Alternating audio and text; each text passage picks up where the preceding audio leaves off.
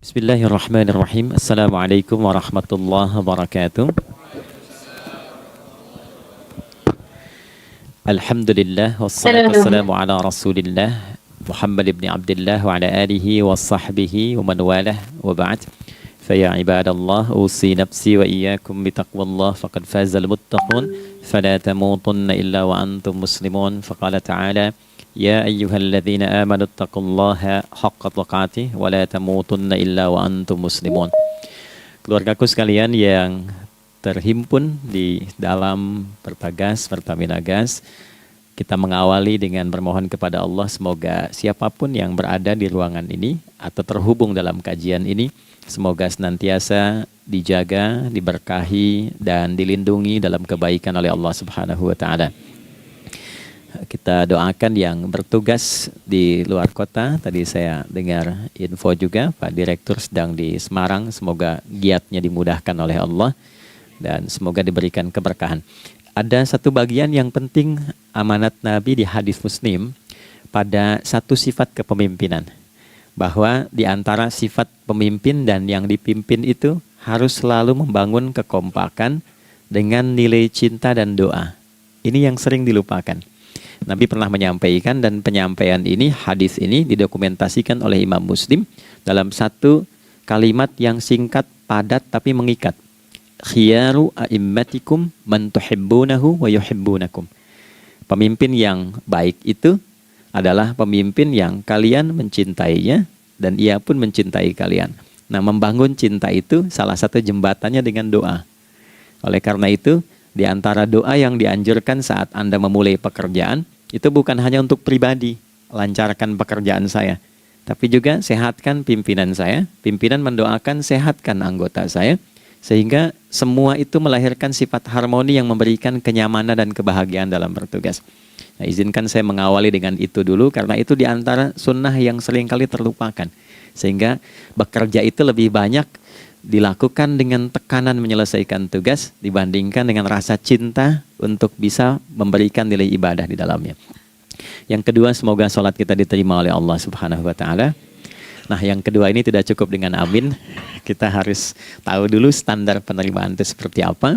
Dan yang kedua, kenapa harus sholat? Ini poin pokoknya. Mengapa sih umat Islam itu cukup hanya misalnya dengan bersyahadat saja dipandang sudah berislam, lalu berbuat baik? Kenapa mesti ada sholat? Kenapa bahkan yang pokok sampai 5 waktunya? Dan jumlah rakaatnya pun diatur sedemikian rupa sampai teknisnya pun dijelaskan dengan rinci. Saking rincinya, bila ada yang menyimpang dari rincian itu, maka dianggap sholatnya tidak sah dan mesti diulang. Shallu kama ra'aitumuni usalli. Sholatlah kalian seperti kalian persis melihat aku menunaikan sholat. Dan dalam sholat inilah kemudian ada sanad yang tersambung secara ketat sampai-sampai dalam hadis Muslim nomor hadis 397. Demikian di Al-Bukhari juga diabadikan di nomor hadis 757 oleh sahabat Abu Hurairah. Sanadnya tersambung kepada Khalad bin Rafi Az-Zuraiqi, seorang yang sholat di samping Nabi tapi bermasalah sholatnya.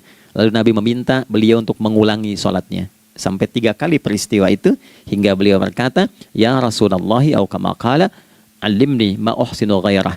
Ya Rasulullah, tolong ajarkan kepadaku karena aku tak punya pengetahuan lebih dibandingkan dari apa yang telah aku kerjakan. Nah, dari dasar ini melahirkan satu pertanyaan kritis ya, dan juga perlu argumentasi yang kuat secara syariah mengapa kita menunaikan ibadah salat. Baik teman-teman sekalian, karena waktu kita sangat padat ya, kita manfaatkan sebaik-baiknya. Saya mohon izin kajian kita akan lebih fokus kepada inti materi sehingga manfaatnya lebih banyak kita dapatkan. Salat satu-satunya amalan di dalam Islam yang mencakup 4 bagian pokok dalam beragama. Jadi ketika seseorang menetapkan dirinya beragama dan ciri satu nilai agama itu bernilai benar, ya, dalam nanti kalau kita mau komparasikan atau kita riset, itu ciri pokoknya ada 4. Satu, ada aspek namanya aspek keyakinan, ya, tauhid atau akidah. Nggak mungkin kan beragama kalau nggak yakin. Ya, karena itu pasal 29 ayat kedua itu mengandung nilai keyakinan. Negara menjamin kemerdekaan tiap-tiap penduduk untuk memeluk agamanya masing-masing dan beribadah menurut agama dan kepercayaannya itu. Ya, jadi nggak mungkin kita bisa menghasilkan nilai kepercayaan dan ibadah kalau tidak ada unsur keyakinan. Atau bahasa kitanya disebut dengan iman. Ya, iman itu nanti juga dipaku dalam setiap nilai kebangsaan di konteks Negara Kesatuan Republik Indonesia. Ini yang paling membahagiakan. Jadi mau jadi pegawai apapun itu syarat, ya, salah satu syarat yang melekatnya beriman dan bertakwa kepada Tuhan Yang Maha Esa, gitu kan? Ya, kemarin saya di BPK itu ada 11 bab Romawi, 40 pasal. Ya, di bab yang keempat pasal 13 tentang pemberhentian dan pengangkatan itu ada 11 poin A sampai K. Di poin B yang keduanya syarat menjadi bagian dari anggota BPK itu beriman dan bertakwa kepada Tuhan Yang Maha Esa. Baik, di Undang-Undang Pendidikan Sisdiknas nomor 20 tahun 2003 itu kalau kita baca dari poin menimbang ada 4, di poin B-nya saja sudah ada iman. Ya, Undang-Undang Dasar 1945 mengamanatkan pemerintah mengusahakan satu sistem pendidikan ya nasional yang meningkatkan keimanan dan ketakwaan pada Tuhan Yang Maha Esa serta akhlak mulia, baru mencerdaskan kehidupan bangsa. Ya, secara singkat, satu, agama dianggap benar kalau ada doktrin keimanan, ada akidah, ada tauhidnya. Yang kedua, ada ibadahnya. Ya, sebagai pembuktian kita beriman, buktinya apa? Ya kan? Saya beriman kepada Tuhan, kita tetapkan, misalnya Allah. Apa pembuktian keberimanan kita kepada Allah? Ya, kan pembuktiannya itu mesti diwujudkan dalam bentuk sikap. Sikap itulah yang disebut dengan ibadah. Nah, konsepsi ini ada di Quran surah ke-20 Thaha di ayat ke-14. Innani anallahu la ilaha illa ana fa'budini. Ya, sungguh aku tegaskan bahwa akulah Allah, satu-satunya Tuhan yang layak dipertuhankan dan disembah. Ketika Anda mempertuhankan aku, fa'budni, maka buktikan kebertuhananmu kepadaku dengan menyembahku. Karena itu namanya Allah punya dua arti. Satu yang dipertuhankan, kan? Ilahun wahid. Yang kedua yang disembah. Ya, jadi yang dipertuhankan dan disembah. Oke. 3. Yang ketiga harus punya unsur praktikal atau implementatif dalam interaksi kehidupan. Ya, jadi bukan cuma nyembah Tuhan, bimbingan kehidupannya apa? Implementasi dari ibadah itu. Ya, ciri umat beragama itu kan bukan hanya sekedar saya yakin, beriman, saya ibadah. Terus bukti ibadah itu dibawa dalam berinteraksi hariannya seperti apa wujudnya. Ya, makanya ketika dulu orang itu jujur, orang itu bangga dengan kejujurannya bukan sebagai orang jujur, tapi sebagai muslim. Jadi ketika ditanya, kenapa Anda jujur? Karena saya muslim.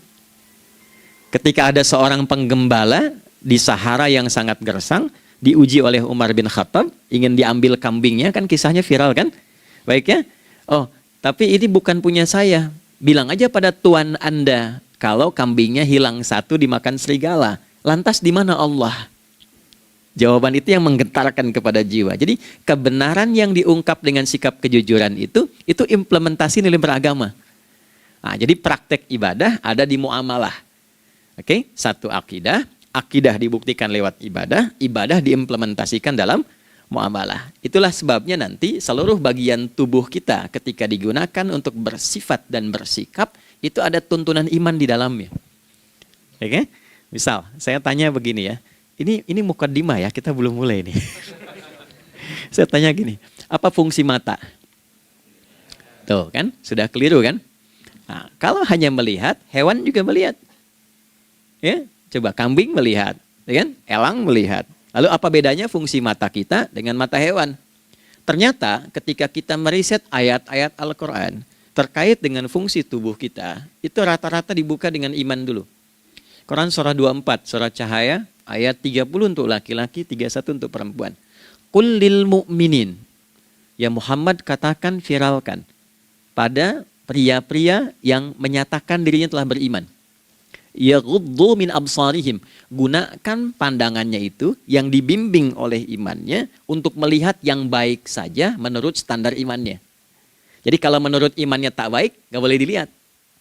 Karena itu ketika Anda sudah mengatakan asyhadu an la ilaha illallah, asyhadu anna Muhammad Rasulullah, kalimat itu dari lisan turun ke hati, Itu jadi cahaya ke bagian tubuh kita. Makanya ketika Anda melihat, itu ada cara pandang tertentu yang dibimbing iman. Standarnya beda dengan tanpa iman. Kalau nggak ada iman, semua mungkin terlihat. Tapi ketika ada iman, hati kecil Anda akan bicara, ini nggak baik. Palingkan. Nah, memalingkan dari yang tak baik menurut iman, itu namanya ghaddul basar. Oke? Perempuan juga begitu, setara. Wa kullil mu'minati yaghdudna min absarihinna. Dan katakan pada setiap perempuan yang menyatakan dia beriman, maka gunakan pandangan itu dengan bimbingan imannya. Ketika tak baik menurut imannya, palingkan. Ya, Anda lihat kajian di YouTube, terus ada iklan kan? Nah, terus menurut standar iman nggak bagus, itu otomatis akan nggak suka itu. Ya, pasti dipalingkan. Ya. Anda kalau naik pesawat ya, tugas keluar tuh, pertagas tugas keluar. Kalau pramugari lagi demo tuh yang dilihat pramugarinya apa demonya tuh. Nah, iman itu akan bekerja di situ tuh. Ya, palingkan tuh.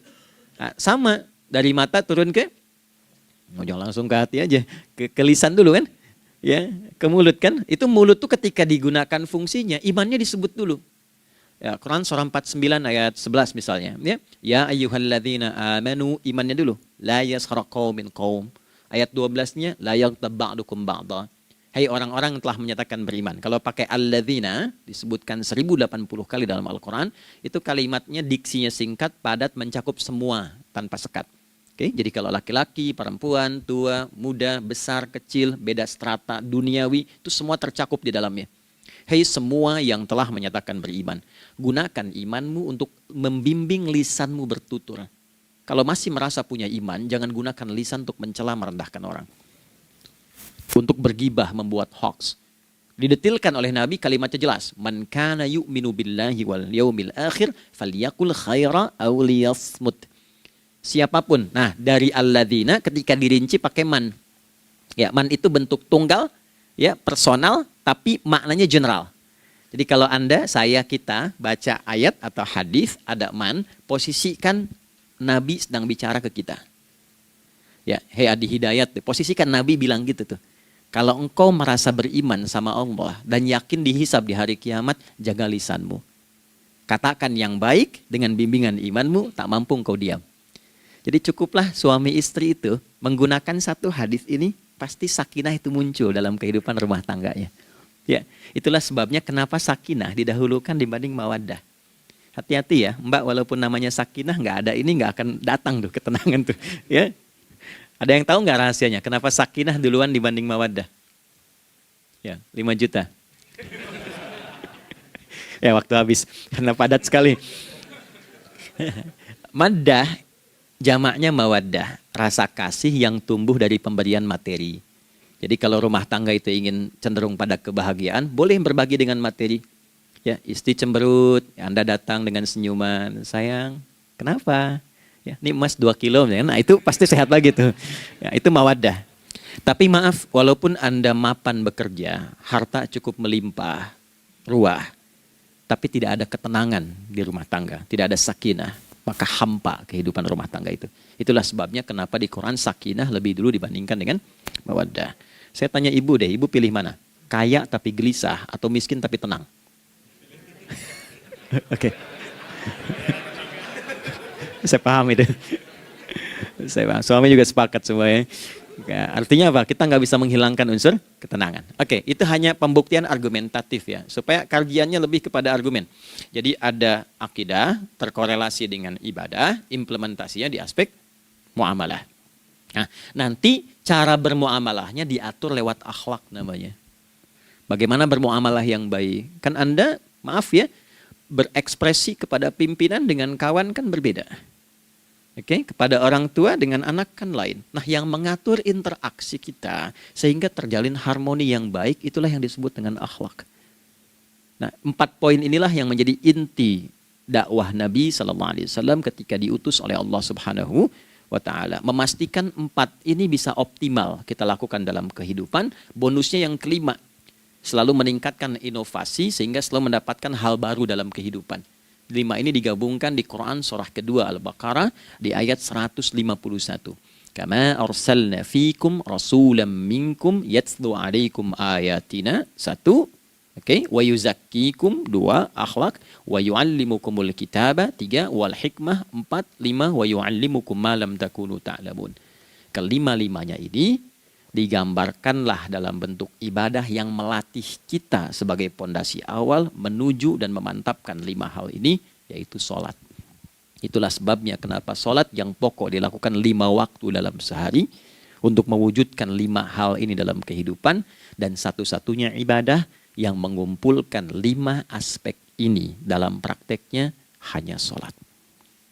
Hanya sholat. Oke, mari kita detilkan, kita rinci, dan di sini kita akan mulai kajian kita. Yang tadi mukadimah ya. Baik, kita punya 30 menit. Wah, padat sekali. Bismillahirrahmanirrahim. 1. Sholat adalah perwujudan iman seorang hamba. Karena itulah kalimat sholat pertama kali disebutkan dalam Al-Quran, itu letaknya setelah kalimat iman. Al-Baqarah ayat 3, Alladzina yu'minuna bil ghaibi wa yuqimunas sholat. Orang-orang yang telah menyatakan beriman dan konsisten menjaga imannya. Beda alladzina amanu dengan yu'minun. Amanu telah beriman. Tapi kalau dia komitmen dan konsisten terus menjaga imannya sampai saat dia berpulang pada Tuhannya, maka berubah nanti bentuknya kalau di bahasa Arab jadi mudhari'. Kalau di bahasa Inggris kan tuh punya 3 arti, present, continuous, and future. Jadi kalaupun sekarang terus berlangsung sampai masa depan pun saya tetap akan beriman. Nah, pembuktian untuk menjaga iman itu pembuktian utamanya pada sholat.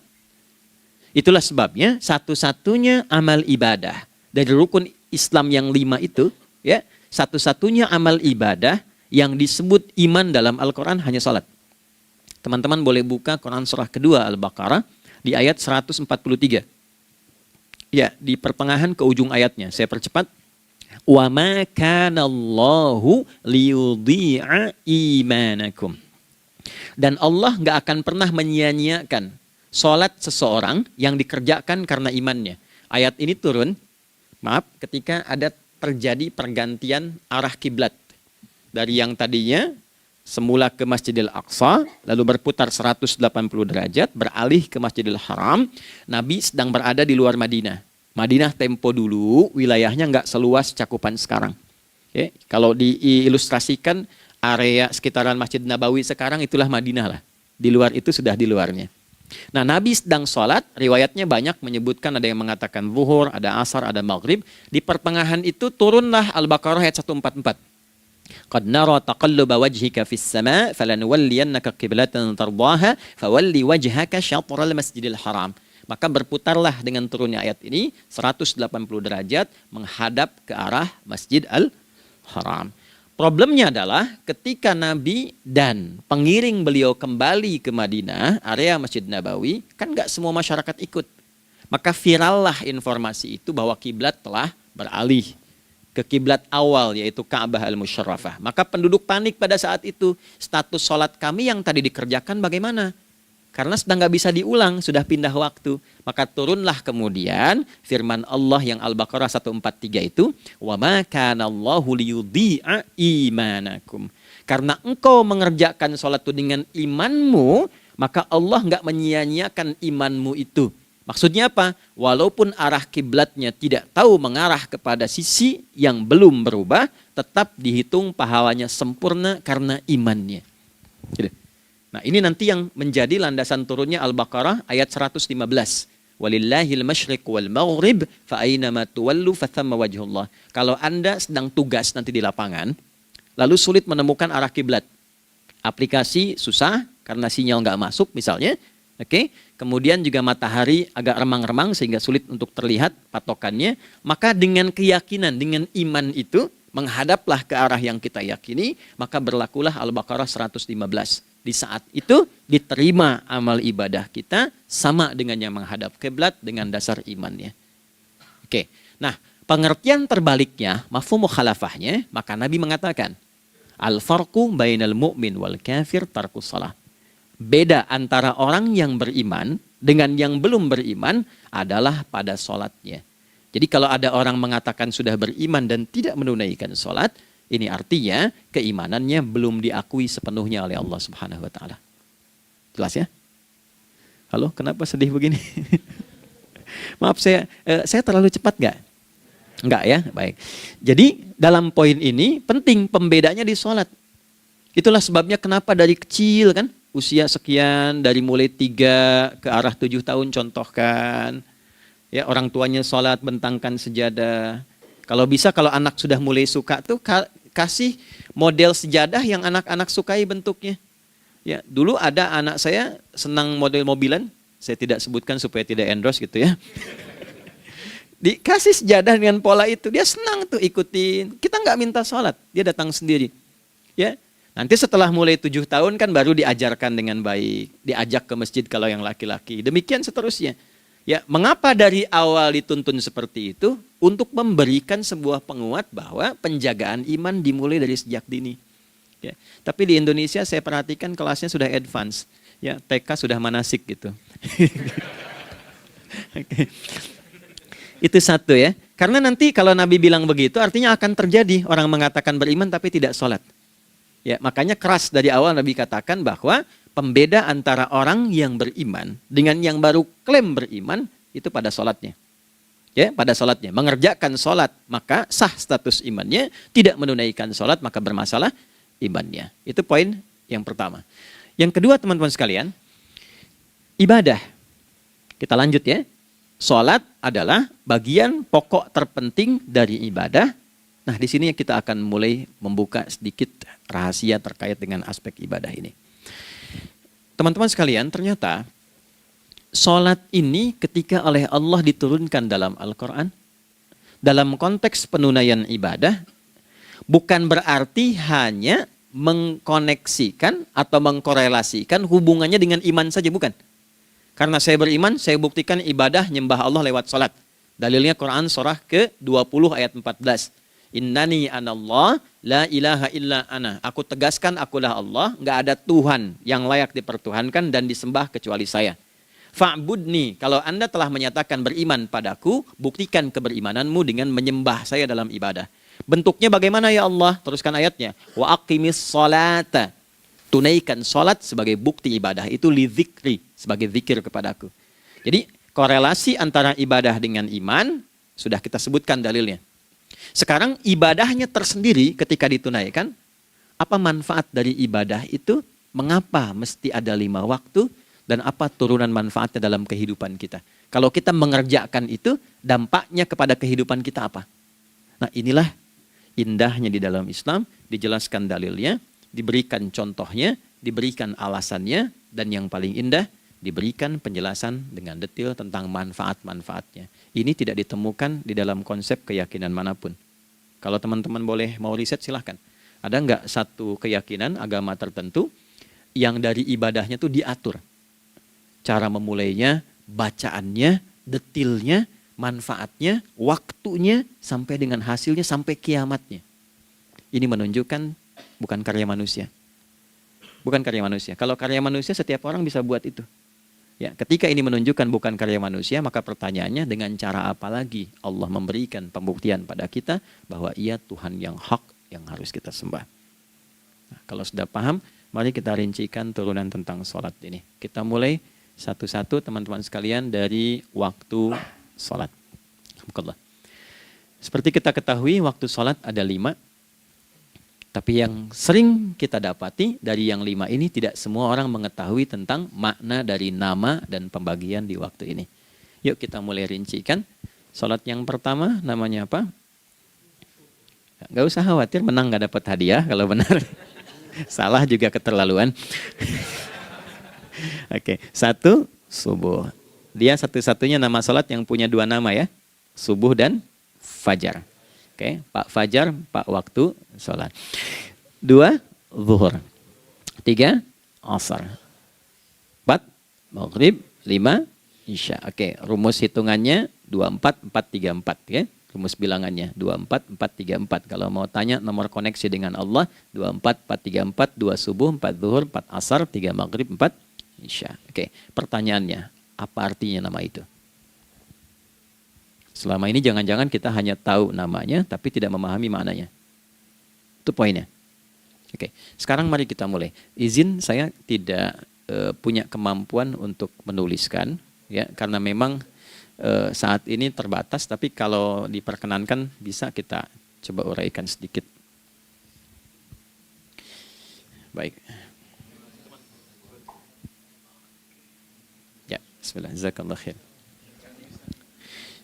Mohon fokus baik-baik karena waktunya tinggal 21 menit lagi. Izin saya pastikan dulu ya supaya terlihat dengan baik. Ibu kelihatan di sana? Bagus. Saya kira tuh hanya di Sumbawa Barat. Ternyata di Pertagas pun perempuan-perempuannya imannya luar biasa. Maksudnya belum saya tulis sudah kelihatan. Imannya luar biasa. Oke, kita mulai dari yang pertama ya. 5 waktu sholat. Kita mulai dari 1 dulu. Subuh, teman-teman saya turunkan dulu ya. Izinkan saya tulis pakai bahasa Arab dulu supaya gampang. 1, dia punya 2 nama. Yang ke Arab ya. Kalau yang gini angka Hindi. Anda yang di admin di komputer pasti tahu. Ada Fajr.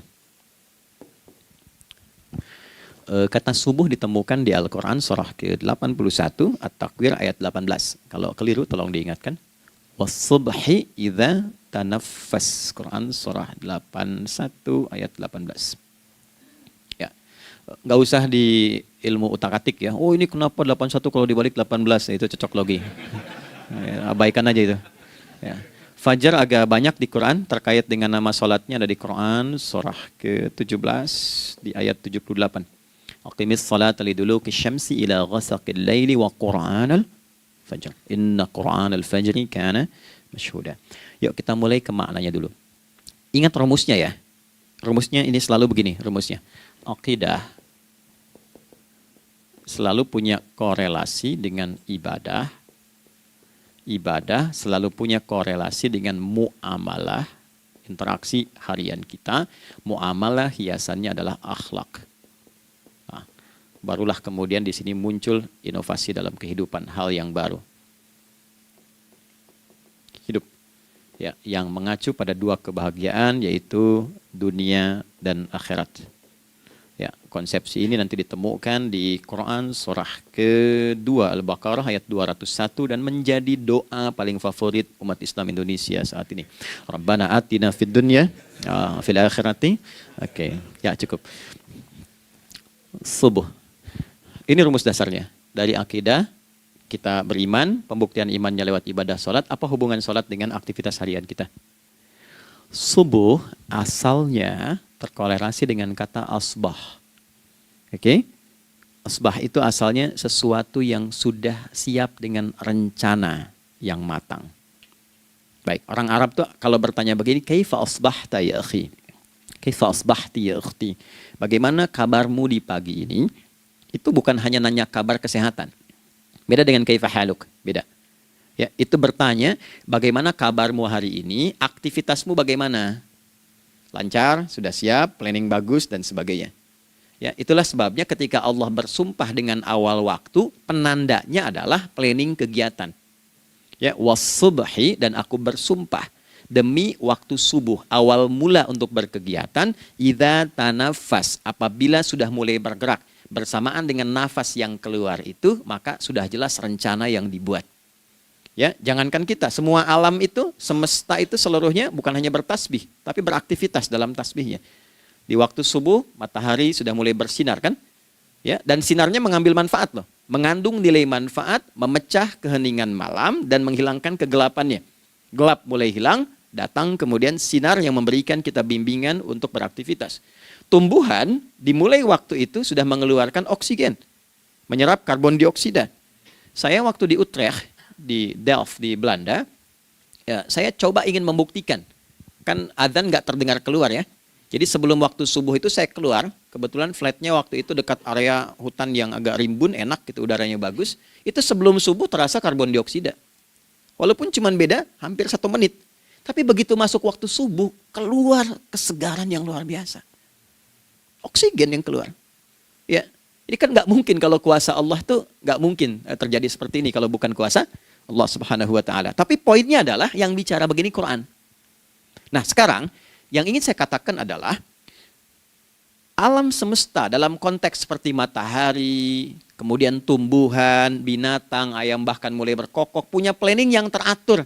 Masa kita makhluk yang dihisab tuh nggak teratur? Nggak punya perencanaan?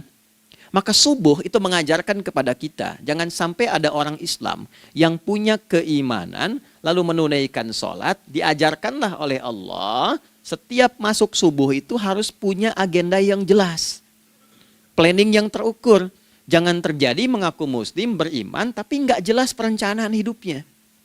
Jam 7 mau di mana? Jam 8 kerjakan apa? Anda dari sini ketemu 7 ke 4, atau setengah 8 ke setengah 5, 8 jam kerja. Oke, berangkat jam berapa? Petakan di jalan macetnya di sebelah mana? Ukur sampai kantor tiba jam berapa? Apa yang mau dikerjakan di kantor? Itulah Islam, itulah subuh. Sehingga tidak ada satupun orang Islam di era Nabi mengajarkan beraktivitas kecuali terukur dan teratur. Bahkan Nabi memulai itu evaluasinya di malam hari. Sehingga turun di antara surah Al-Insyirah itu ada ayat yang tegas mengatakan di ujungnya, فَإِذَا فَرَغْتَ فَانْصَبْ. Evaluasi yang telah berlalu di malam hari. Evaluasinya menyeluruh sampai ke zikirnya. Dicatat nih. Ya, aku hari ini secara spiritual itu, mohon maaf, sholat jamaahnya berapa waktu tuh? Dari 5. Oke? Misalnya dari 5 itu cuma 4, berarti koreksi ada yang kurang. 1. Ya. Yang kedua, secara intelektual sudah berapa bacaan yang dibaca saat ini? Ilmu yang ditingkatkan, mensyukuri anugerah akal dan sebagainya. Bekerja sempurna enggak? Turunkan ibadahnya bagaimana? Ketika ada yang kurang, istighfari. Ya, sebagai seorang ayah, ada nggak sesuatu yang salah yang dilakukan belum sempurna? Sebagai seorang ibu, anak dan sebagainya, istighfar. Itulah sebabnya sebelum tidur Nabi ajarkan istighfar. Yang kita tahu 70 kali kan, 100 kali. Yang saya tanya, 1 ke 70 itu istighfar apa saja? Apakah hanya bilangan di lisan? Atau dari lisan diingatkan oleh pikiran, ditembuskan ke hati? Istighfar sebagai seorang ayah yang kurang maksimal melihat anak dengan baik. Anda boleh punya jabatan di kantor, boleh direktur, boleh manajer, boleh macam-macam. Tapi ketika Anda pulang, Anda seorang ayah. Saya di Timur Tengah disebut syekh, di sini dipanggil kiai, dipanggil ustadz. Pulang ke rumah, anak saya nggak kenal itu semua. Anak saya nggak peduli itu semua. Belum pernah seumur-umur saya mengajar, lalu saya pulang, anak saya menunggu depan pintu dan memanggil, kiai. Ada. Dia ingin ayahnya. Kenapa nggak kita hadirkan istighfar pertama kita itu karena kita kurang perhatian. Kurang perhatian kepada anak misalnya. Saya kalau pulang tengah malam dan semua tertidur, saya lihat satu-satu. Perbaiki cara tidurnya, doa, lihat satu-satu, minta ampun sama Allah. Dan ya kadang sebelum mengalirkan air mata kita nggak bisa tidur karena nggak tahu nanti ketemu lagi nggak di akhirat. Itu poin yang paling penting. Nah, jadi istighfar pertama itu untuk diri kita ketaatan pada Allah. Untuk diri kita sebagai anak pada orang tua. Sebagai suami punya tanggung jawab istri atau sebaliknya. Demikian seterusnya. Nah itu kalau sudah kita bisa lakukan, dievaluasi, direncanakan besoknya. Fa'idha faraghta fansab. Direncanakan lagi yang berikutnya, besok mau ngapain, tulis malam. Kalau kita biasakan begitu tidurnya enak. Karena nggak ada beban, damai hidupnya. Dengan teman damai kalau ada perselisihan sebelum tidur. Ya. Jadi nggak ada orang mengigau itu masalah-masalah kehidupan dunia yang belum tuntas. Ini dunia saat terjaga bermasalah, saat tidur pun masih bermasalah. Gara-gara kamu nih, kapan istirahatnya? Ya. Nah, ketika kita bangun dari subuh itu, maka rencana yang sudah kita siapkan itu, teman-teman sekalian, dibawa menghadap Allah supaya minta kemudahan, minta kelancaran, minta pendampingan, minta bimbingan. Itulah sebabnya kita dipanggil sholat di awal waktu. Supaya rencana yang sudah kita siapkan itu minta taufiknya, persetujuan dan perlindungan dari Allah. Inilah yang menjadikan rahasia umumnya para sahabat memulai berkegiatan sejak dari masjid. Teman-teman boleh riset deh hadis-hadis tentang sholatnya sahabat dan kaitannya dengan syuruk dan pekerjaan. Rata-rata memulai dari masjid. Mereka tungguin, evaluasi, begitu siap, syuruk, minta sama Allah, berangkat. Saya mau kasih satu rahasia ya. Boleh jadi ijazah tapi ini diantara kita aja ya. Anda boleh lakukan, berangkat ke masjid itu dengan baik. Terus minta misalnya, ya Allah, kau perintahkan aku untuk berikhtiar, sekarang aku lakukan. Kau perintahkan aku untuk merencanakan, sekarang aku ikhtiarkan. Mohon lindungi, mudahkan, dan berikan bimbingan terbaik untuk mendapatkan hal yang wajar, halal, baik, dan kau ridhai. Anda berangkat. Pulang. Sebelum nyampe rumah, mampir dulu ke masjid. Masjid terdekat dari rumah aja. Sholat 2 rakaat, situ. Ya, sholatnya bisa sholat wudhu, tahiyatul masjid, dan sebagainya. Setelah itu pulang. Doa dulu habis sholat. Ya Allah, aku telah berikhtiar seperti apa yang telah Engkau perintahkan. Sekarang aku memohon rizki darimu seperti apa yang telah Engkau janjikan. Kalau dengan semua ikhtiar ini belum cukup menurunkan rizki darimu, maka mohon tunjukkan padaku saat ini dengan cara apa lagi aku mesti berikhtiar. Oke? Silahkan Anda pulang dengan suasana itu ke rumah. Dan lihat apa yang terjadi. Rasakan bedanya, bedakan rasanya, dan pasti terasa bedanya. Gak ada kesan yang lain pada jiwa. Jadi yang dibawa ke rumah itu bukan aura kantor. Bukan aura jalan yang macet. Tapi ada ketenangan, kenyamanan, dan kenikmatan. Kalau teman-teman mau pakai sunnah sahabat ini dalam dunia pekerjaan, dan Anda lakukan coba sehari ini saja, rasanya pasti beda. Ya, ini bagian pertama. Nah, ketika kita ingin datang menghadap Allah, dan mulai membawa rencana kita, kan perlu isyaratnya kan, kapan dimulai? Gak bisa tiba-tiba saya bangun jam 3 langsung sholat subuh, kan tidak begitu. Ya kan? Mesti ada satu sinyal dulu, yang dari sinyal itu ada feedback pada diri kita untuk merespon, gitu kan? Nah, pancaran respon atas sesuatu yang memancar akibat satu hal yang terjadi, kalau di gaya itu kan kalau ada gaya gerak, gaya dorong kan? Ya, kalau nggak salah F1 sama dengan F2 kan? Nah, gaya gerak sama dengan gaya dorong. Geraknya dikit, bunyinya kecil kan? Kencang bunyinya, kencang. Terus ada F berbanding lurus dengan P, hukum Pascalnya. Gaya berbanding lurus dengan tekanan, kan? Semakin banyak gaya, semakin tertekan. Nah, respon yang muncul ketika ada satu misalnya gaya, tapi responnya sifatnya materi sifatnya. Ya, misal kalau Anda mau mengebor air, kan? Kemudian keluar terpancar tuh dari bawah itu keluar misalnya air. Nah, itu namanya infajar. Infajar. Dalilnya Quran surah kedua ayat 60. Wa idzistasqa Musa liqaumihi faqulna idrib bi'asakal hajar fanfajarat min husnata asyrata aina. Nabi Musa kata Allah itu kaummu 12 suku minta mata air. Dan enggak tanggung, setiap sukunya minta satu, katanya supaya enggak rebutan. Maka Allah firmankan, pukulkan tongkatmu yang kayu. Lihat diksinya detil sekali. Pukulkan tongkatmu yang kayu ke batu itu, maka batu itu akan terbelah dan mengeluarkan pancaran 12 mata air. Ya, tongkat kayu dipukulkan ke batu, batunya yang hancur. Karena Musa seorang nabi, gitu kan? Anda punya tongkat emas, pukulkan ke batu, maka keluar 12 air mata. Gitu kan? Nah ini, infajar. Kalau respon yang keluar itu respon buruk. Misal dalam nafsu, kan suka ada triggernya yang memancing respon, terus nafsu keluar kan? Ya, apa saja itu? Lihat gambar yang nggak bagus, nafsu keluar, itu kan? Lihat sendal bagus, nafsu keluar, macam-macam ya. Nah itu fujur namanya, fujur. Hurufnya masih sama, cuma bentuknya berbeda. Fa, jimnya masih ada waw, ada ra-nya, fujur. Quran surah 91 di ayat 7-10. Wa nafsi wa ma sawwaha fa'alhamaha fujuraha wa taqwaha. Fujur tembus ke nafas, nafas memerintahkan yang buruk disebut su. Nafas ketemu su jadi nafsu. Makanya nama lain fujur itu nafsu. Dalilnya Quran surah 12 ayat 53. Wa ma ubarni'u nafsi innan nafsa la'ammaratun bisu. Ya, la'ammaratun bisu'i illa ma rahima rabbi. Oke, nafas ketemu su. Teruskan. Tapi kalau pancarannya pada sifat yang baik. Oke? Membelah sesuatu yang gelap menjadi baik, terbuka, memancarkan respon panggilan yang baik, maka berubah katanya menjadi fajar. Oke? Matahari diperintahkan oleh Allah, diperintahkan membelah kegelapan malam. Keluarlah sinar pertamanya, disebutlah fajar. Kenapa? Karena ada respon kebaikan keluar darinya. Baik, perhatikan baik-baik. Quran surah kedua, ayat 187. Wa kulu washrabu hatta yatabayyana lakumul khaytul abyadu minal khaytil aswadi minal fajar. Itu untuk matahari. Kita lagi tidur enak-enak, sudah nyiapin rencana malam-malam. Tiba-tiba ada panggilan. Allahu Akbar, Allahu Akbar. Itulah tandanya hati kita mengkonfirmasi iman kita dalam diri kita. Cepat, sudah adzan. Pernah begitu? Nah, konfirmasi itulah dalam bahasa lain yang disebut dengan fajar namanya. Datang. Jadi waktunya matahari membelah disebut dengan fajar, konfirmasinya pun disebut dengan apa? fajar.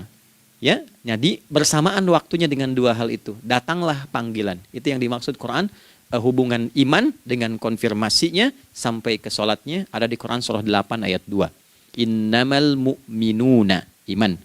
Alladzina idza dzukirallahu adzan. Wajilat qulubuhum iman. Jadi begitu ciri iman itu ada dalam jiwa, dipanggil lewat adzan, kan? Allahu Akbar, langsung merespon, ya Allah sudah adzan. Walaupun setelah adzan ada lagi getaran, baru adzan belum qomat gitu kan. Nah, misal ya. Nah, tapi inilah fajar. Jadi maksudnya rencana Anda ini agak jarang dibahas ya.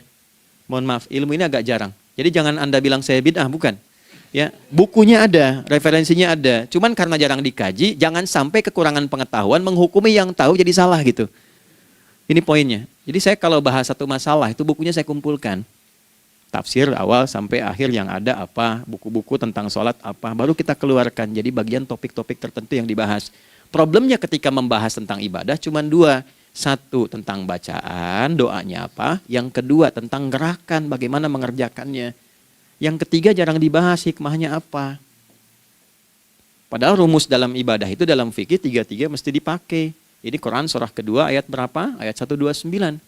Rabbana wab'ats fihim rasulan minhum yatlu 'alaihim ayatika ini wa yu'allimuhumul kitaba ini wal hikmah ini. Barulah kita mendapatkan sesuatu yang baru. Ya. Ini wa yuzakkikum dan di 151 Al-Baqarah wa yu'allimukum ma lam takunu ta'lamun. Jadi ini bukan ilmu yang baru, bukan, belum tahu saja. Jadi selama ini yang kita kerjakan jangan sampai terbatas pada ritualnya saja untuk mencukupkan ini. Hubungan ritual dengan ini apa gitu. Ya, jadi subuh ini mengkonfirmasi bahwa ada satu keteraturan dalam kegiatan kita. Ya, alhamdulillah. 2, siang. Oke, setelah subuh, fajar, salat apa? Zuhur. Oke, saya tanya pada Anda, zuhur itu artinya apa? Sudah, cukup katakan wallahu a'lam. Waktunya terbatas ya. Nah, sahabat ditanya nggak tahu wallahu a'lam. Anda sahabat bukan, tabi'in bukan. Zuhur. Waktu tinggal 4 menit lagi.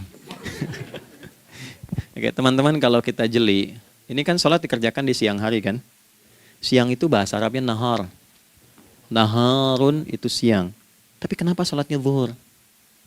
Kok nggak sholat nahar gitu? Ya, lohor ya, jadi paksain tuh. Zuhur, lohor. Ya. Terus sore, biar nyambung cepat. Sore bahasa Arabnya kan masa. Masa al-khir, selamat sore. Kenapa kok sholatnya asar? Kok sholatnya namanya asar? Oke. Maghrib, isya. Isya kan malam kan? Kenapa nggak lail? Lail itu kan malam. Kalau ada yang istimewa di malamnya, itu lailah namanya.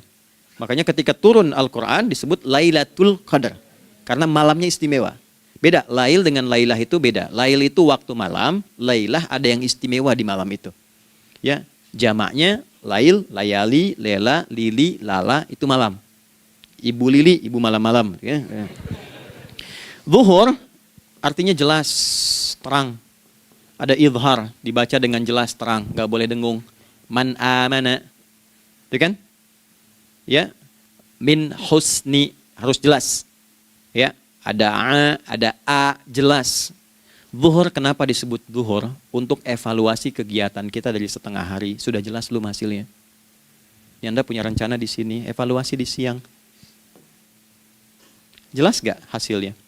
Pekerjaan Anda yang sekarang diamanahkan dari pagi jam 7 sampai sekarang, evaluasi dulu. Dicek, jangan cuma ditinggalkan. Oke, saya sedang kerjain, tinggalin dulu sholat. Bukan begitu. Ketika akan sholat, Anda cek dulu. Dari ke siang itu tengah hari, bagaimana hasilnya? Ada yang perlu disempurnakan gak? Ya. Ketika ide-idenya mulai mentok, ada yang belum selesai, datang dulu sholat, tenang lagi. Saat tenang itulah dirumuskan kembali pelan-pelan. Kan lumayan dari jam 12 sampai jam 1. Diisi dengan baik, dilihat. Itu baru dunia ini. Kan kita ngejar ini juga. Karena nanti ayat 200-nya, ada yang cuma ngejar ini. Wa minan nasi may yaqulu rabbana atina fid dunya. Bukan, kalau nggak hafal diam aja. Wa minan nasi may yaqulu rabbana atina fid dunya wa ma lahu fil akhirati min khalaq.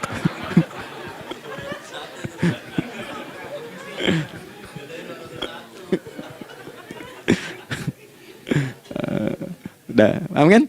Dan di antara manusia ada yang fokusnya hanya dunia yang dikejar, sehingga nggak kebagian akhiratnya. Padahal dia tahu dia mau pulang. Yang lebih aneh lagi, pengen pulang surganya Firdaus dekat dengan Nabi. Tapi tiap hari kerjakan dunia, dunia lagi, berangkat gelap, pulang gelap, terus meninggal gelap juga. Ini kan repot. Nah, maka mesti investasi kan. Anda kalau tugas keluar kan, apalagi keluar negeri kan hukumnya beda. Bekalnya pun tidak sama. Anda tugas ke Amerika, mata uangnya sudah beda, hukumnya sudah beda. Terus pengen pindah ke alam barzah, pengen hukumnya sama dengan dunia, mustahil. Ya, makanya dimensinya beda, keadaannya tidak sama. Baju yang dipakai kan beda. Barang-barangnya nggak sama. Makanya disebut telah meninggal dunia, meninggalkan semua yang melekat pada dunia.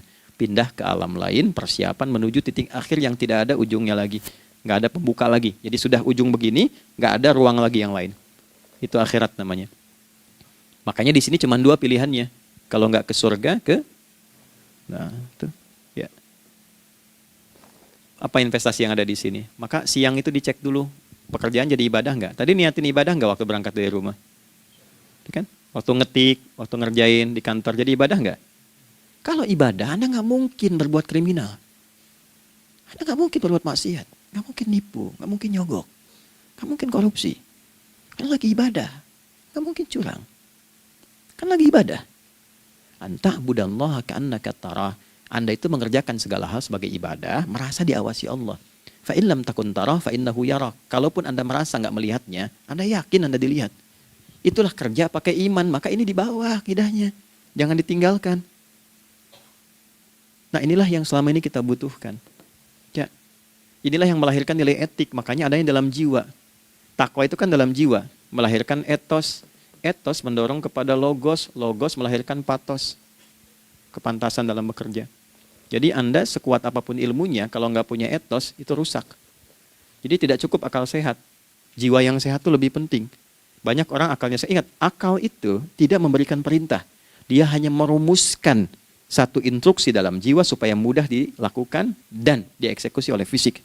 Jadi akal yang sehat itu seberapa pandai ilmunya, seberapa cepat mengeksekusi perbuatan. Tapi kalau yang dieksekusi itu dari perintah nafsunya, masalah. Habis saja waktunya tuh. Ya. Ini gimana ini? Tolong jawab loh. Nah, teman-teman karena sudah habis waktu jam 1, kita baru zuhur ini. Nah, yang paling menarik itu gini, yang paling menarik kalau ada orang belum sadar sampai zuhur tentang akibat kehidupan ini, maka muncullah asar. Apa asar itu? Kenapa mesti disebut dengan asar?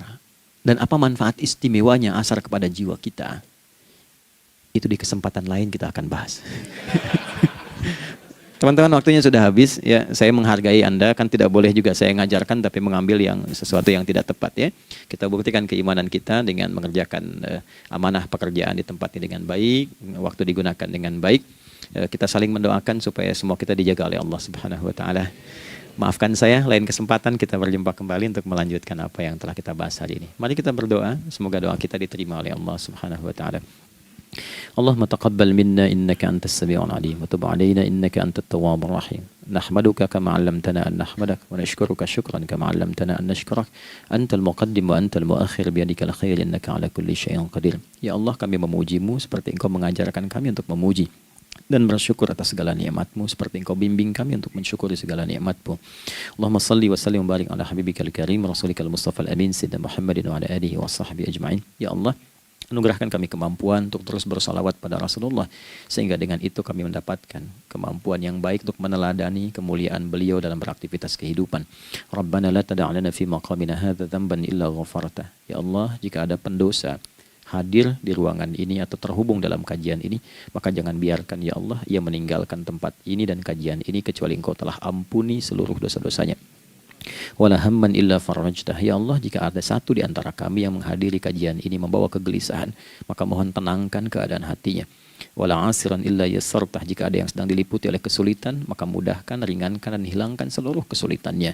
Wala maridan illa syafaitah. Dan bila ada di antara kami yang diuji dengan penyakit, maka mohon angkat dan sembuhkan penyakitnya. Rabbana atina fid dunya hasanah wa fil akhirati hasanah wa qina adzabannar. Wa sallallahu ala sayyidina Muhammad wa ala alihi wa sahbihi ajma'in. Wa akhiru da'wana subhanakallahumma rabbana wa bihamdika nashhadu an la ilaha illa anta nastaghfiruka wa natubu ilaik. Walhamdulillahi rabbil alamin. Nasrun minallah, fathun qarib, wa basyir basyiril mu'minin. Terima kasih untuk semuanya. Mohon maaf kami langsung pamit. Assalamualaikum warahmatullahi wabarakatuh.